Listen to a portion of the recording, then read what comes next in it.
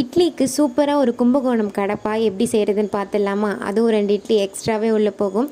First ஒரு குக்கரில் அரை கப் பாசிப்பருப்பை நல்லா வறுத்து எடுத்துக்கலாம். அது வறுப்பட்டதும் அதில் 2 டம்ளர் தண்ணி விட்டு 2 பெரிய உருளைக்கிழங்கை கட் பண்ணி அதில் போட்டுக்கலாம். அரை டீஸ்பூன் மஞ்சத்தூள் சேர்த்து ஒரு 5 விசில் விட்டு வேக வச்சுக்கலாம். இப்போ மசாலாவுக்கு ஒரு துண்டு இஞ்சி, 6 பல் பூண்டு, 8 பச்சை மிளகா, கொஞ்சமாக கசகசா, 1/4 மூடி தேங்காய், ஒரு பெரிய ஸ்பூன் பொட்டுக்கடலை, 1 ஸ்பூன் சோம்பு, இது எல்லாத்தையும் நல்லா பேஸ்ட்டாக அரைச்சிக்கலாம். இப்போ ஒரு எண்ணெய் சட்டியில் ஒரு குழிக்கரண்டி எண்ணெய், பிரியாணி ஸ்பைசஸ், ஒரு கொத்து கருவேப்பிலை, ஒரு பெரிய வெங்காயம், தேவையான அளவு உப்பு, கொஞ்சமாக மஞ்சத்தூள், ஒரு பெரிய தக்காளி, இது எல்லாத்தையும் சேர்த்து நல்லா வதக்கிக்கலாம். இப்போ பருப்பு நல்லா வெந்ததும் அதை மேஷ் பண்ணி வச்சுக்கலாம். பொட்டேட்டோவை தனியாக மேஷ் பண்ணி வச்சுக்கலாம்.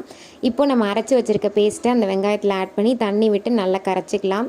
இப்போது வெந்த உருளைக்கிழங்கையும் நல்லா மசித்து அதில் சேர்த்துக்கலாம். அது கூடவே நம்ம மேஷ் பண்ண பருப்பையும் இது கூட சேர்த்து மேலே கொத்தமல்லி தூவி இறக்குனா சூப்பரான கும்பகோணம் கடப்பா ரெடி.